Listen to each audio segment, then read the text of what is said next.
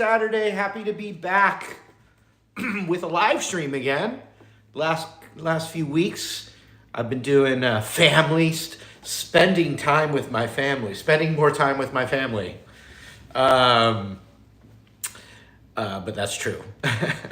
Anyway, I'm back live stream, and I've got a music theory 101 course taught by my guitar teacher, Chris Sherland. But I made the course, I produced it, I put it together, but he is the teacher who taught me guitar in college. And so we made a entry-level music theory for guitarist course, Music Theory 101 for guitarists. And it's 50% off, which makes it $42.50, which is, cheaper than a one guitar lesson these days. And you'll get a multi-chapter, entry-level music theory, which will always help you understand music better and give you some more tools to continue to improve and teach yourself to get better. And Chris was really a great teacher, fundamentals, to then continue on this 30-year journey of being able to learn new things on my own without a teacher, just from the skills he gave me in the beginning. So you can check it out right there. It's going to end Monday at midnight Pacific time. I'm going to talk about one of the most basic things in music theory that you should know is just starting to get this. My signature guitar. And check it out. Something I had fun in my Patreon only live stream was I switched to the neck pickup, but this is the only Epiphone 335 that's in production right now that has the single coil option. So I pull that out, and it's not going to sound exactly like a Strat, but it's going to sound closer. It's going to make a 335 get closer to that single coil Strat sound.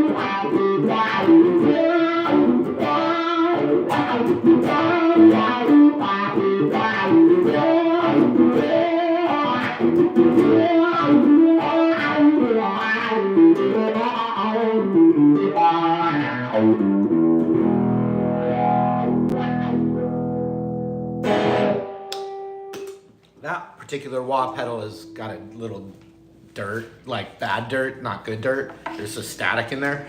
But I have all my studio gear coming here. So I've got, I don't know, 4 other pedal boards with pedals on them coming. So I'm going to switch out that wah pedal when I get a chance. But one of the things with music theory is just starting, not memorizing, but being on the journey towards knowing all the notes on the neck.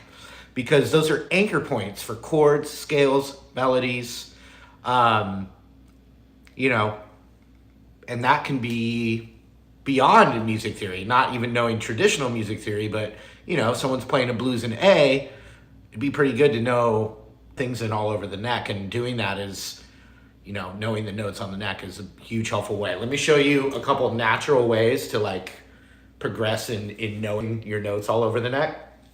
First thing, just memorizing the open strings. That is something you should have memorized. You can start by the saying, everyone with me? Here we go. Eddie ate dynamite, goodbye, Eddie. So that starts. The next thing, in the olden days when we didn't all have tuners on our guitars and pedals, and just tuners are so cheap and affordable now, and there are apps on our phone, etc. Back in the day, there weren't as many tuners around, so you'd hear more of this stuff happening.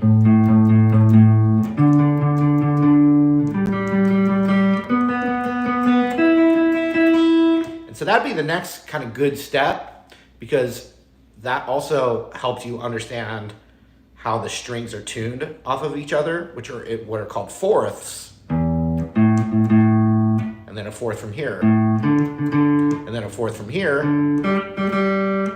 But the B string is a third. But then back to fourth. So it's going to help in that regard. But if you look at the dot here, the second dot on the neck, on the E string is an A note. And we would see that the open A and that should match up, meaning they're both the same note, but on a different string.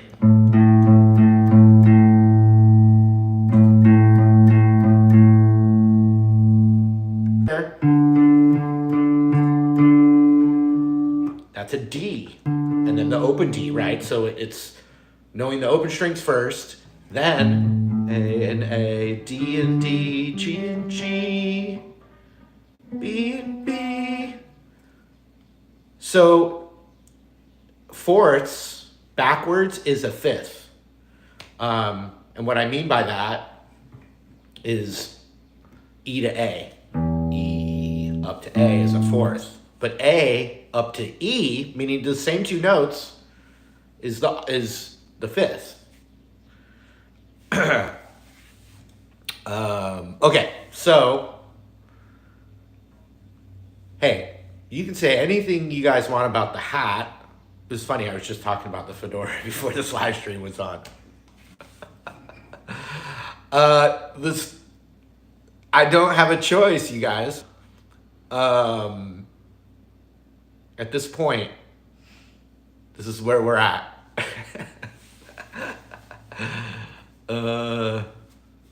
Let's put it this way. I always get treated better at restaurants when I'm wearing the fedora, so I don't know. I'm gonna stick with it. Or if I go into Guitar Center with the fedora, it's a very different experience than going into Guitar Center without the fedora. Anyway, I've started this online accidental career wearing the hat, which you couldn't make your own thumbnails back then, 16 years ago. You couldn't make your own thumbnails, and I was on a different site where I didn't say my name in that first session. So there were a lot of comments like, where's that guy in the hat? I was just like kind of trying it to stand out a little bit, but then it became a big part of the silhouette and the thumbnails, and then a big part of like branding myself, where when I wasn't doing my own business, people were like, oh, we want that guy in the hat. So it's done one, it's who knows what would have happened if I wasn't wearing the hat, you guys, you know, I don't know if it would be the same or not.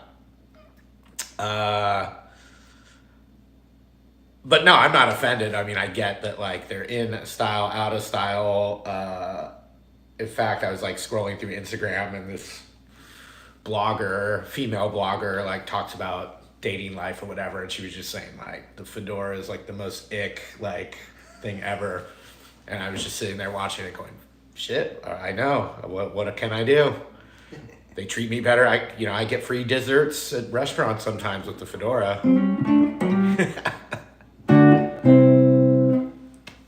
Okay, so, but knowing the notes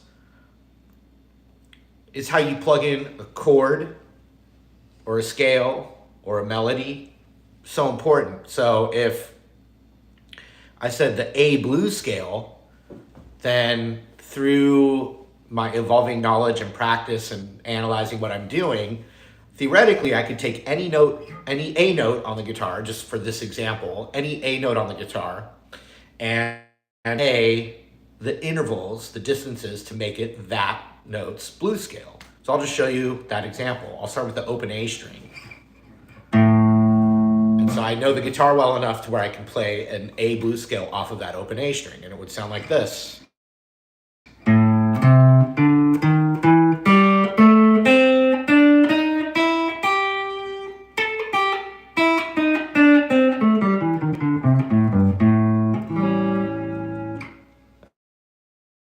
Another note is that first dot. So check it out. Should be able to do that right here. Looks the same even. Yeah, it's funny, like, can you imagine just some non-Slash person, someone who's not Slash, like walking into a diner wearing a top hat? I mean, you'd think he was ridiculous. But if it's Slash, you're like, oh shit, it's Slash. Or Slash not wearing his top hat, you're like, oh, Slash isn't wearing his top hat. Like he's still recognizable, but you would probably within a sentence or two mention the top hat, right? So it is what it is, folks. I'll even go Milady. Or a guy that got roasted, like his high school picture. But the fedora with the tip down, that's way worse. I mean, that's so much worse. That's more like pork pie.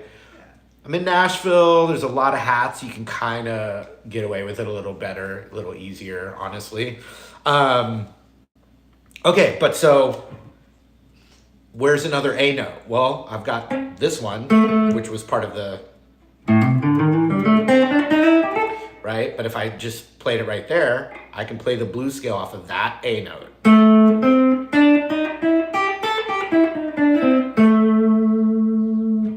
I did it. Or off of this A note, which is the 7th fret D string.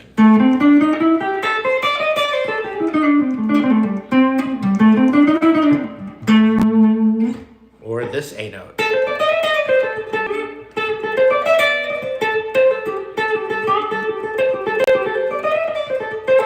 Cuban sandwich. Hey Matt, have you had a Cuban sandwich? Oh yeah. They're good. Delicious. They're really good. Really good. Mustard and pickle, and then bread. Mm-hmm. God, the good bread. Yeah. But it's mustard and pickle with like, is it ham or is it pork? Is it ham and pork? Ham and pork. Shredded? With the cheese melted. I'm getting hungry. Yeah, sorry. Red Zacklin said, is that the ES335 Gibson gave me? No, actually, this is my Epiphone ES335 signature.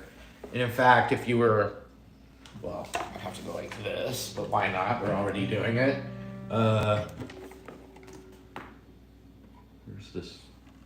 Oh, it's right there. Here we go. So if you were to look in there, I know it's back. Oh, is it back? No, it's not backwards for you guys. Maybe just for me. But that's the old... And then something else that I love. Speaking of fedoras, I got the old logo on the back. That way, if you check this guitar out at the Gibson garage or at a music store and you first grab it, you're not gonna, you just might go, oh, I like that 335. You play it, you love it. I put all these upgrades on it, even though it's an Epiphone. I made it the best 335. Then you're gonna go, oh shit, it's a Marty signature. Locking tuners, single coil, humbucker switching, hard shell case,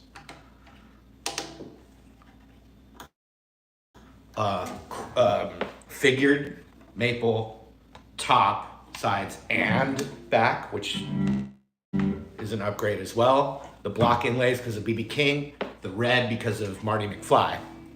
Okay, so if I took that same approach, knowing my notes and being able to play a chord, I can do that with a scale, or with a scale. I can do it with a chord. So if I said A7, which is like a blues chord, I can go. I know that one off of that.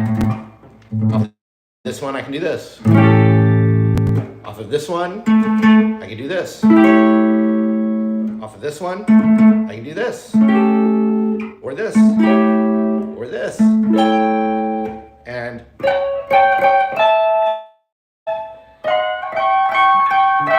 until I run out of room.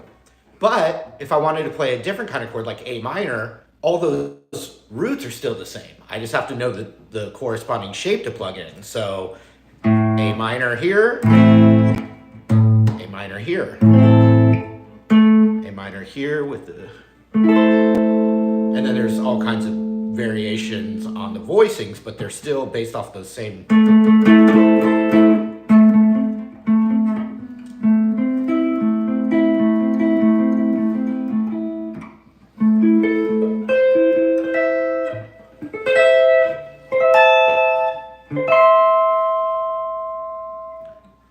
But whether it was the A blues scale or an A7 chord or an A minor chord, looking at the roots were all the same.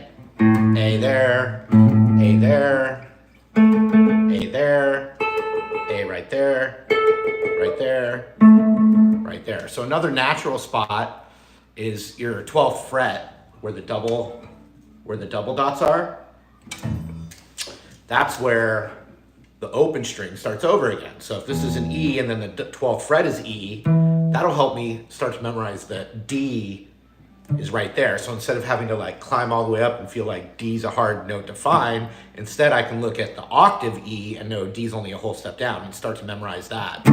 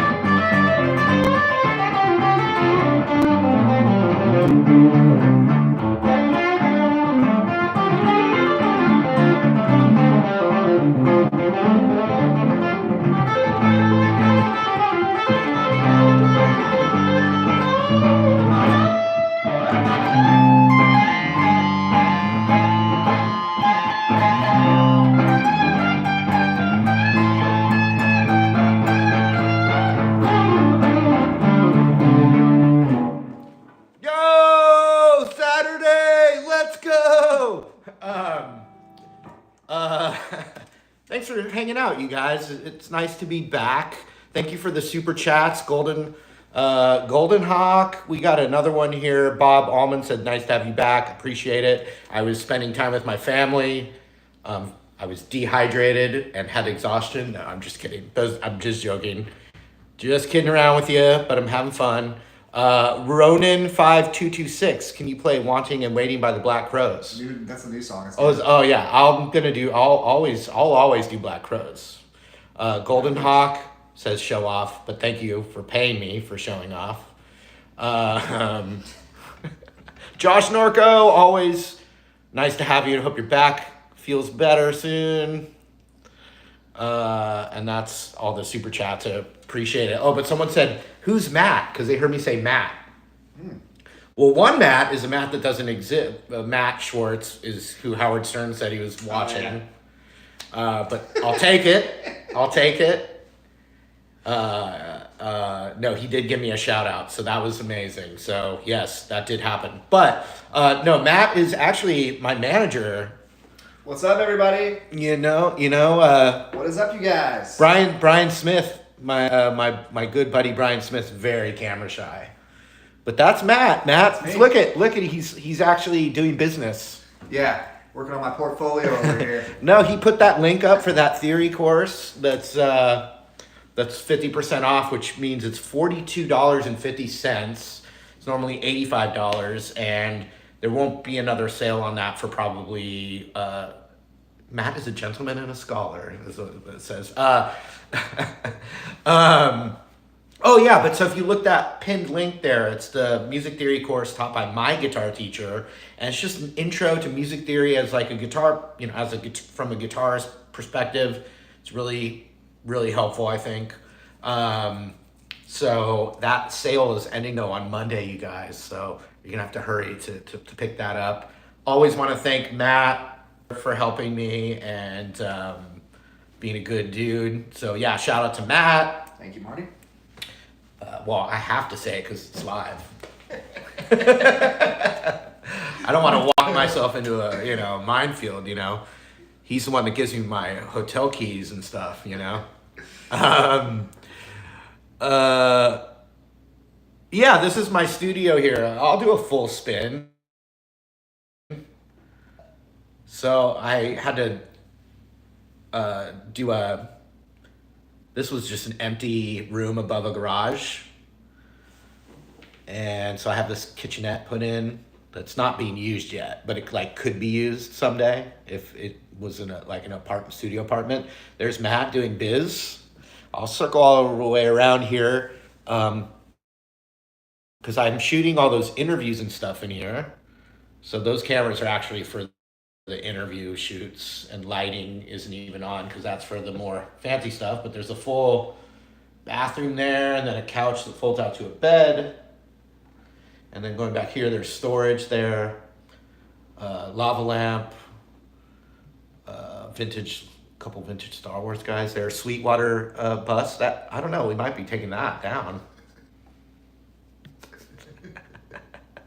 Although I will say, I do check Sweetwater for the signature guitar, my signature guitar, and it's always back ordered on there, which for me is a good thing. For people that want it, it's not such a good thing, but it's really cool to see. And the plants are artificial plants.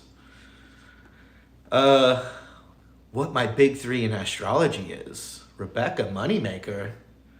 Man, I think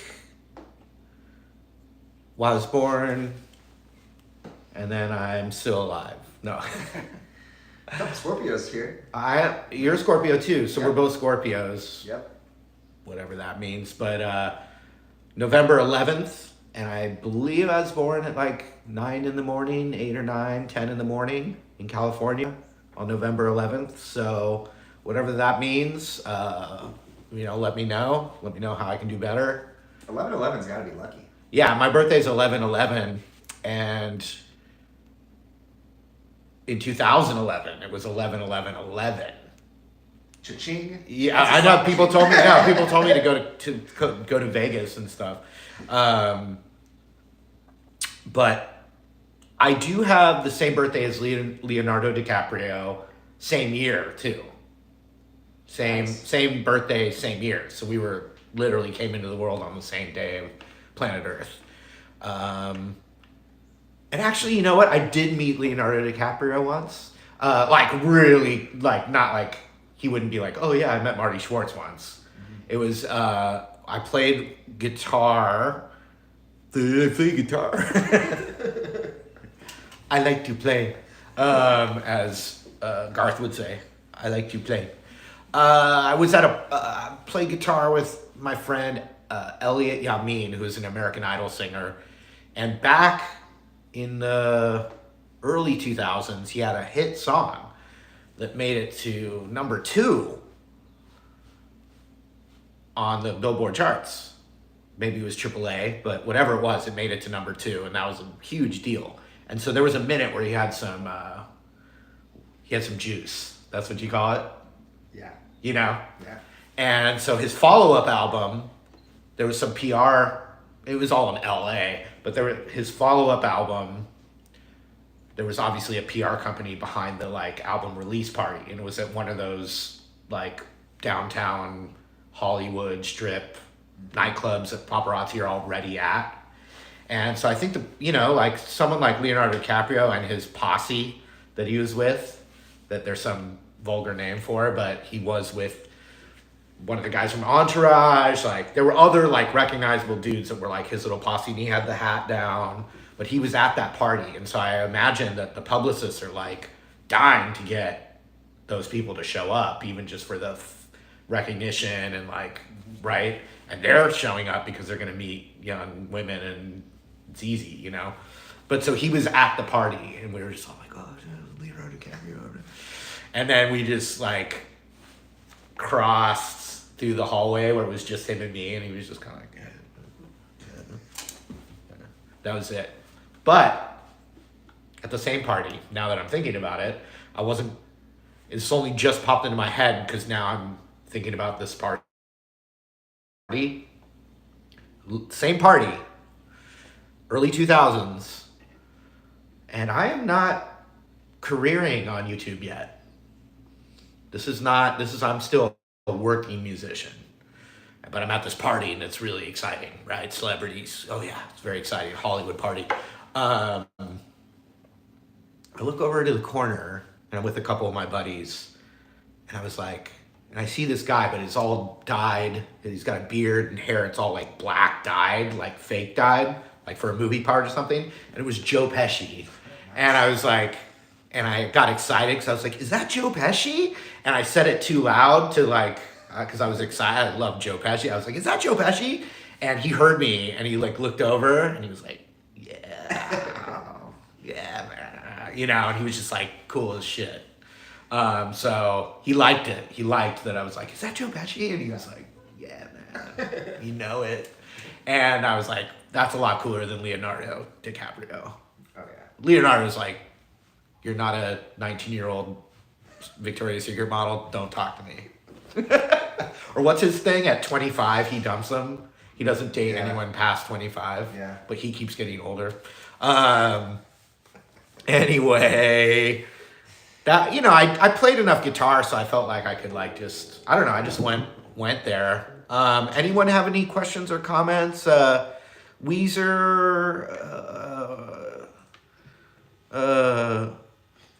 or The Trooper? Man, I don't, let's see.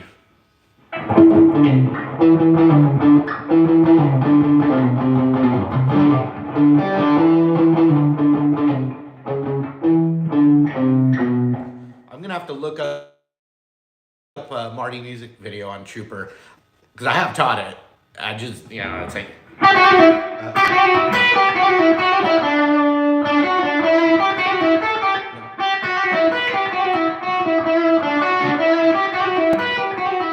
I know I'm not playing it right. It's just, you know, accessing a part of my brain, but I don't know that one well enough. Let's see, Weezer.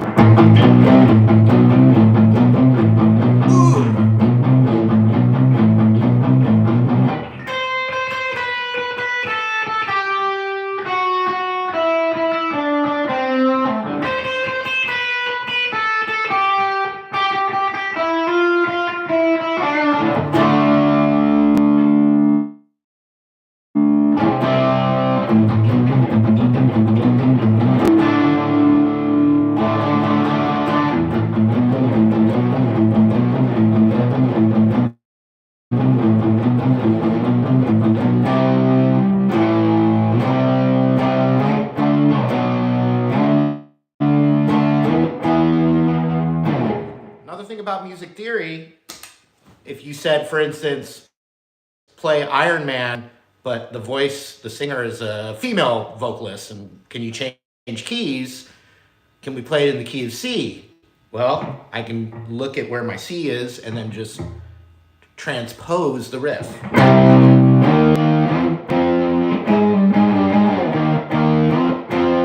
I wanted to play it in G, I have to know where G is to do that.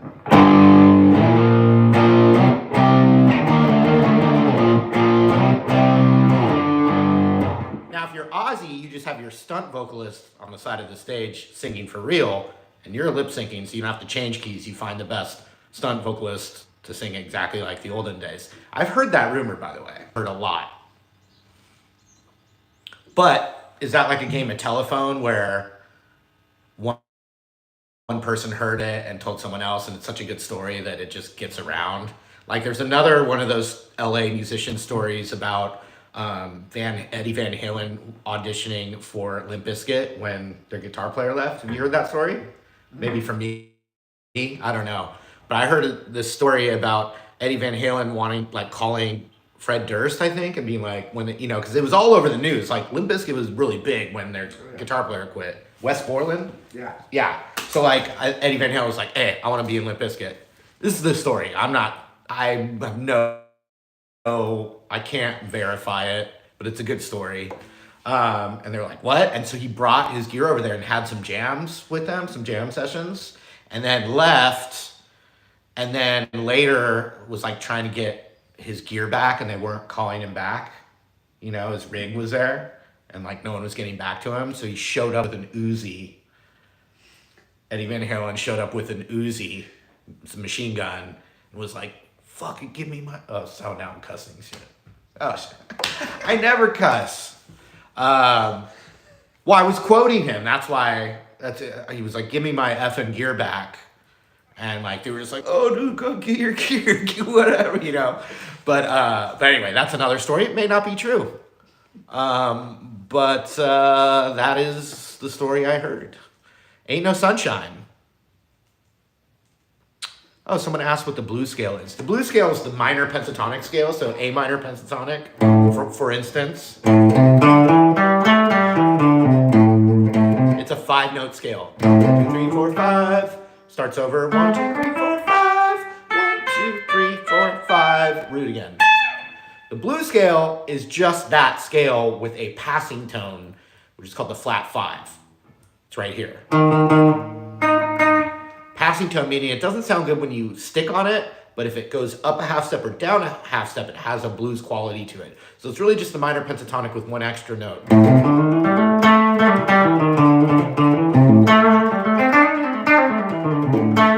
And you can play this song with it.